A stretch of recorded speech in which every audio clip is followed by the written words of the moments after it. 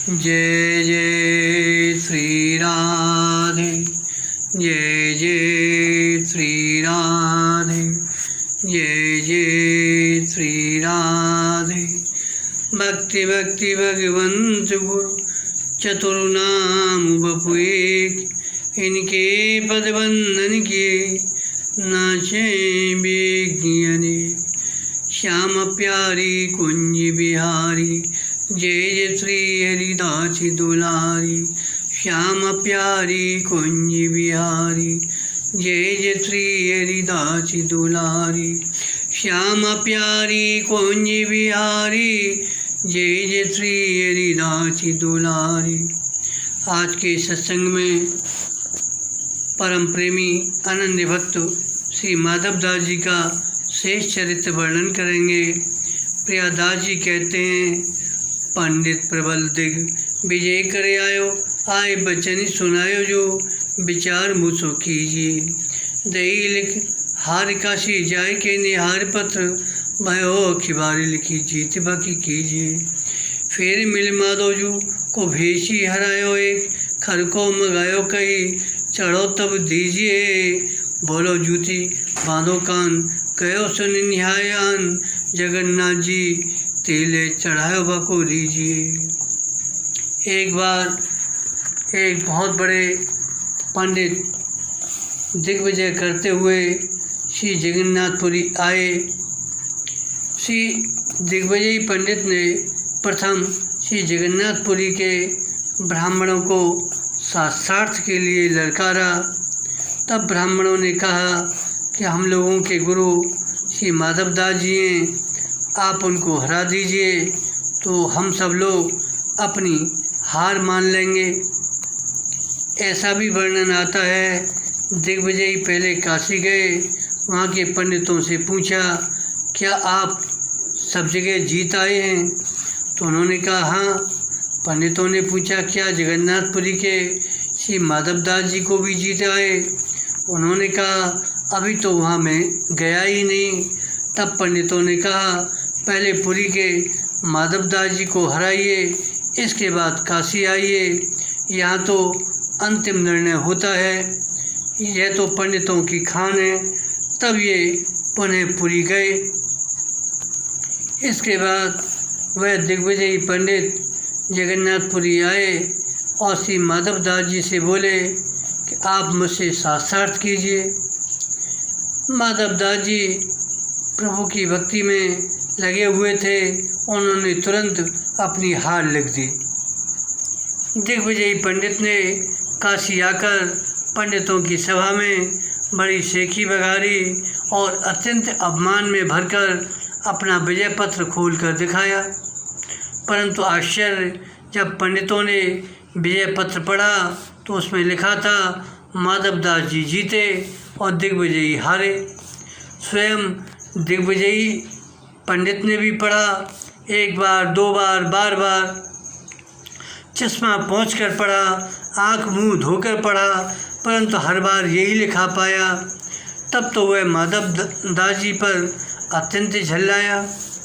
अब तो दिग्विजयी ने आकर श्री माधवदास जी को बहुत उलाना दिया, तुमने मेरे साथ छल किया, मुझसे तो कहा कि मैं हार लिख रहा हूँ और लिख दिया तुमने अपनी जीत। माधवदास जी मुस्कुरा कर बोले, क्या आपने ध्यान से पढ़ा नहीं? पुनः पढ़िए।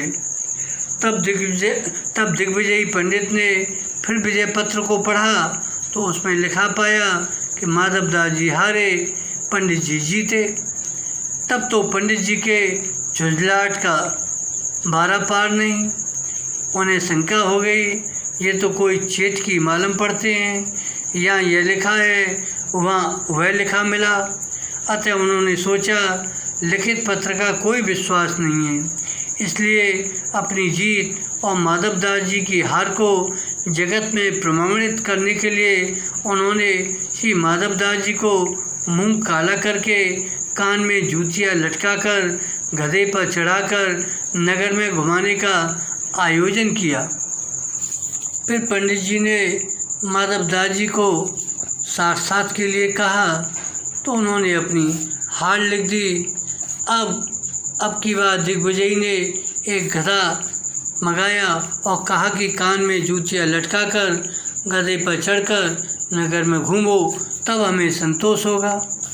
तो माधवदास जी बोले, अच्छा ठीक है, मैं स्नान करके आता हूँ, फिर आप जैसा कहेंगे वैसा ही करूँगा। जब माधवदास जी स्नान के लिए चले गए तो जगन्नाथ भगवान एक विद्यार्थी का रूप धरकर आए और दिग्विजयी पंडित से बोले, पंडित जी, बिना शास्त्रार्थ के हार जीत कैसे? यदि आप अपनी विजय का प्रमाण पत्र लेना चाहते हैं तो शास्त्रार्थ कीजिए, और शास्त्रार्थ भी पहले महाराज के शिष्यों से कीजिए, तब महाराज जी से करना। पंडित जी ने पूछा, आप कौन हैं? भगवान ने कहा, मैं श्री श्री 108 श्री माधवदास जी महाराज का शिष्य हूँ। भगवान की प्रेरणा से पंडित जी शास्त्रार्थ के लिए तैयार हो गए। भगवान ने प्रथम उनकी स्मरण शक्ति अपहरण कर ली, फिर बहुत ही सामान्य सा प्रश्न पूछा। अब तो पंडित जी उसका भी उत्तर नहीं दे पाए। फिर तो पंडित जी का न्याय पंडित जी के ही माथे पड़ा। उन्हीं के द्वारा लाए गए कालिक से उनका मुंह काला किया गया। उन्हीं के द्वारा पहनाई गई जूतों की माला उन्हें पहनाई गई। उन्हीं के द्वारा लाए गए गधे पर उन्हें चढ़ाया गया। पंडित जी को गधे पर चढ़ाकर नगर में घुमाया जा रहा था।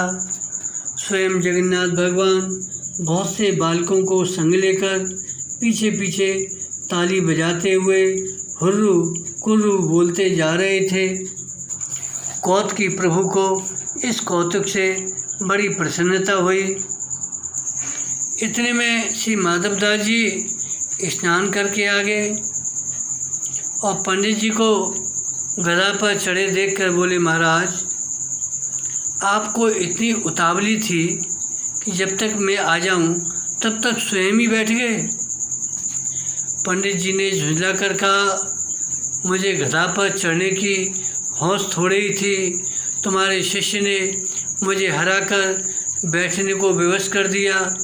श्री माधवदास जी बोले, कौन सा शिष्य था? तब पंडित जी ने पीछे फिरकर उंगली से संकेत किया। श्री माधवदास जी ने देखा वे तो साक्षात श्री जगन्नाथ भगवान थे। तब तो ये मन ही मन बड़े नाराज हुए। इस बेचारे की सब दिग्विजय धूल में मिला दिए। भला यदि मैं गधे पर चढ़कर नगर में घूम लेता तो मेरा क्या बिगड़ जाता? मैं तो साधु ठहरा, परंतु वे यह तो सम्मान प्राप्त प्रतिष्ठित पंडित थे, इनका तो मरण हो गया। श्री माधवदास जी की दृष्टि पड़ते ही भगवान संकुचित होकर भाग गए। इन्होंने पंडित जी को गधे से उतारा, जूतों की माला निकाल फेंकी और अपने लोटे के जल से उनके मुंह का कालिक धोया। दिग्विजयी पंडित को श्री माधवदास जी सरीखे संत का दर्शन स्पर्श समागम प्राप्त हुआ। उसके जन्म जन्म के कलमश दूर हो गए।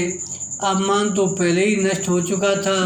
अब संत स्वभाव देखकर श्री माधवदास जी के चरणों में पड़कर रोने लगे। अपनी भूल पर उन्हें बहुत पश्चाताप हो रहा था। श्री माधवदास जी ने उन्हें परम तत्व का उपदेश दिया। माधवदास जी बोले, हरि हरि बचन उचारिए, हरि जस सुनिए कान, हरि को शीश नवाइए, हरि है रूप निधान, हाथन हरि के कर्म कर, पायन परिक्रमा दीजे, ने नरक जगन्नाथ को आत्मसमर्पण कीजिए। इस प्रकार थोड़े शब्दों में ही श्री माधवदास जी ने सब शास्त्रों का सार समझा दिया। अब तो पंडित जी मन वचन कर्म से सच्चे वैष्णव बन गए। श्री माधवदास जी ने मंदिर में आकर भगवान से पूछा कि आपने मेरे बदले उस ब्राह्मण को क्यों गधे पर चढ़ाया? भगवान ने कहा, वह तो मैंने अपने बदले चढ़ाया था, शास्त्रार्थ तो मुझसे हुआ था।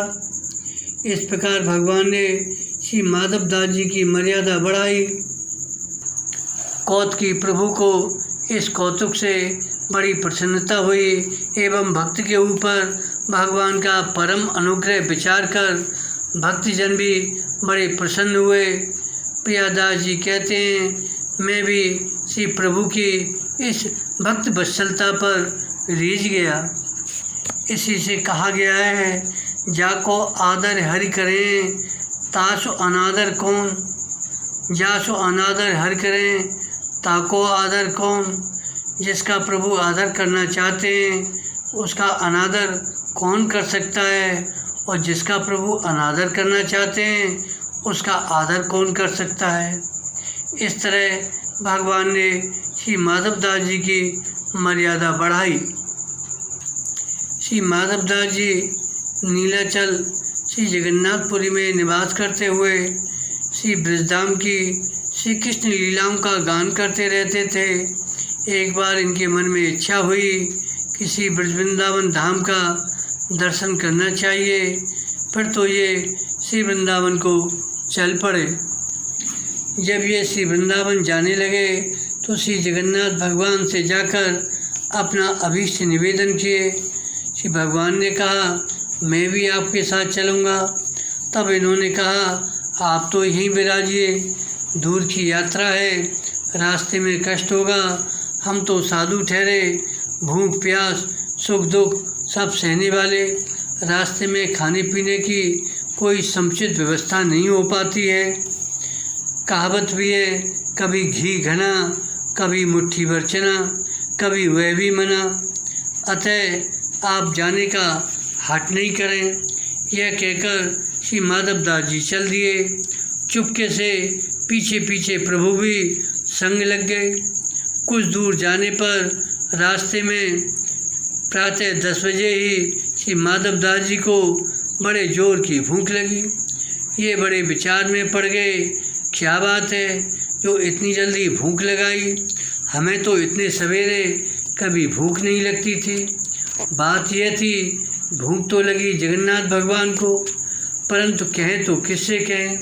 यदि माधव दास जी से कहते तो वो नाराज होते कि भाई मैंने तो पहले ही कहा था, साथ क्यों लग गए। अतः सर्वव्यापक प्रभु ने श्री माधव दास जी को ही क्षुभित कर दिया। मार्ग में एक गांव था, उसमें एक बाई जी बड़ी भागवती थी। उन्होंने माधव दास जी को प्रसाद पाने के लिए आग्रह किया और बड़े प्रेम से अपने घर लवा लाईं। फिर तो ये उस बुढ़िया बाई के अतिथि हुए।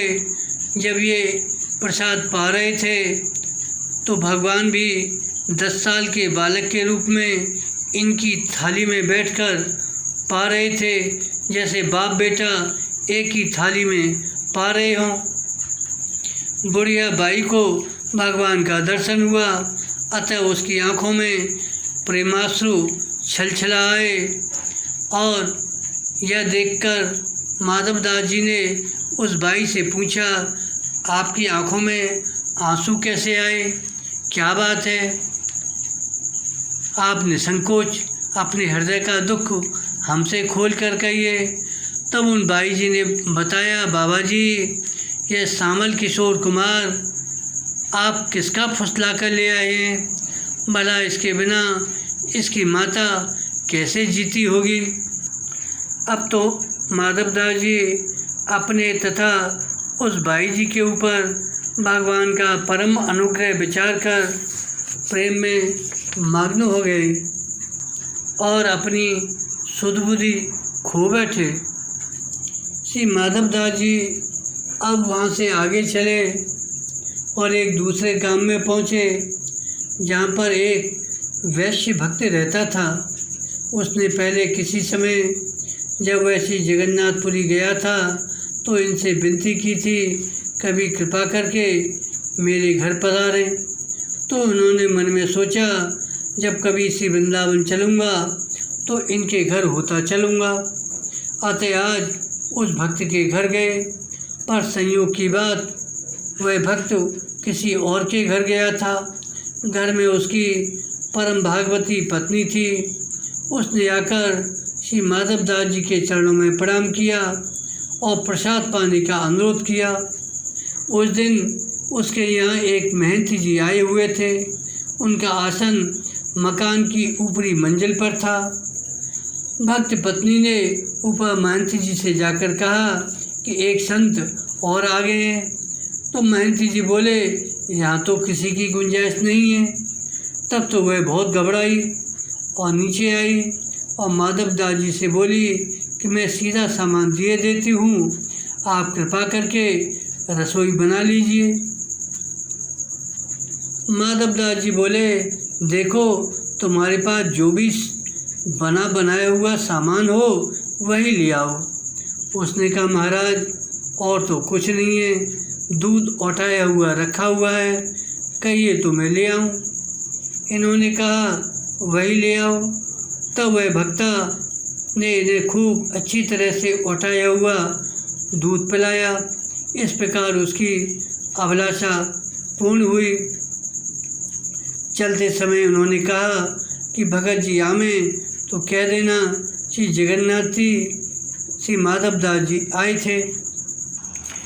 भक्त पत्नी को अपना परिचय देकर श्री माधवदास जी वहाँ से उठकर चल दिए।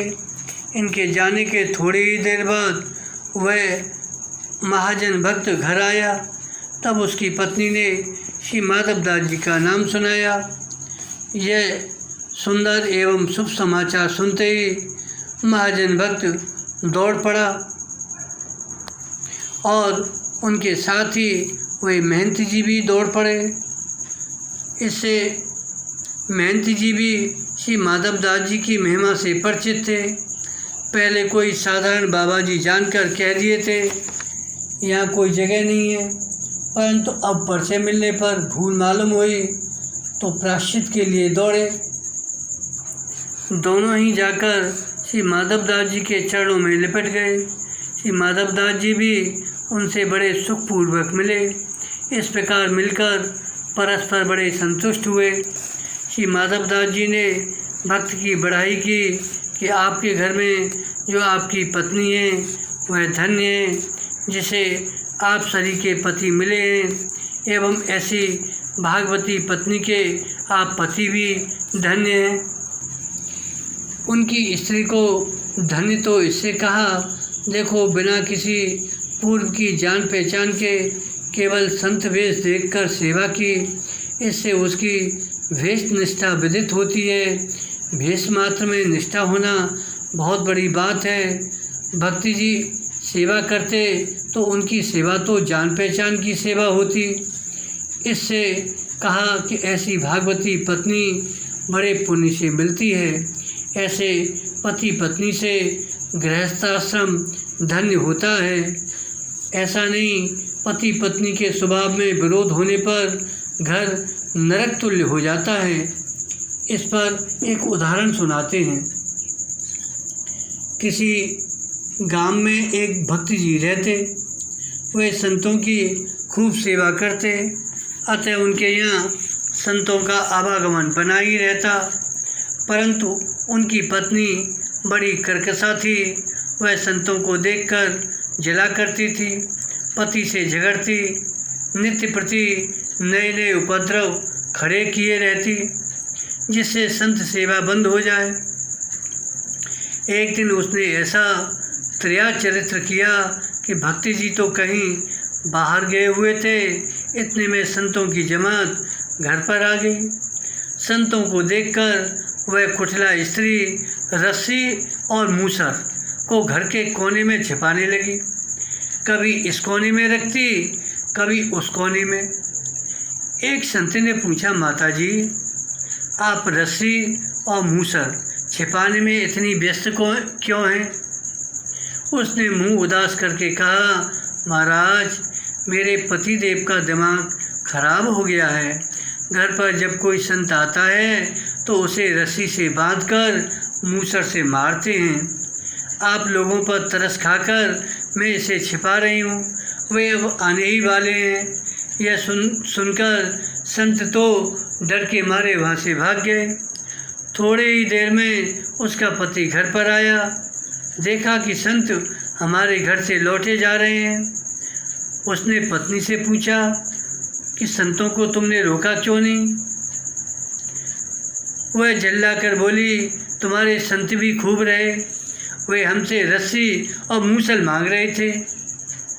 भला मैं ये उनको दे दूंगी तो अपने घर का काम कैसे चलेगा? भक्ति जी बोले, यदि संत मांग रहे थे तो तुमने क्यों नहीं दिया? मैं घर के काम के लिए दूसरा ला देता। अच्छा ला, अभी संत थोड़ी दूर गए हैं, मैं उनको दे आऊँ। फिर भक्ति जी रस्सी और मूसल लेकर संतों के पीछे दौड़े।